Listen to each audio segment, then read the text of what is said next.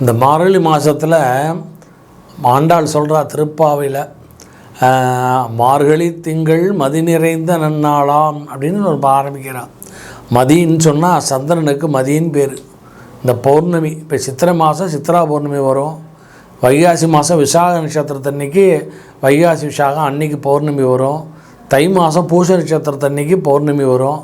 அதே மாதிரி இந்த பௌர்ணமியில் மாதம் பிறக்கிறதுல மார்கழி மாதமும் விசேஷம். அதுவும் இந்த வருஷம் இந்த மார்கழி மாதம் ஆண்டாள் சொன்ன மாதிரி மார்கழி திங்கள் திங்கட்கிழமை அன்னைக்கு மாதம் பிறக்கிறது. அதனால் முதல் நாள் ராத்திரி பௌர்ணமி வந்துடுறது. முதல் நாள் ராத்திரி இந்த பிரம்ம முகூர்த்தத்திலேயே இது ரொம்ப அபூர்வம். அந்த மார்கழி மாதத்துக்கு உஷா காலம், தேவருடைய பிரம்மமுகூர்த்த காலம் சொல்கிறோம். அந்த பிரம்மமுகூர்த்த காலத்தில் இந்த வருஷம் மார்கழி மாதம் பிறக்கிறது. அதுவும் திங்கட்கிழமை பிறந்தது ஆண்டாளுடைய வாக்கு. அதனால் இந்த வருஷம் மார்கழி மாதம் ரொம்ப ரொம்ப விசேஷம்.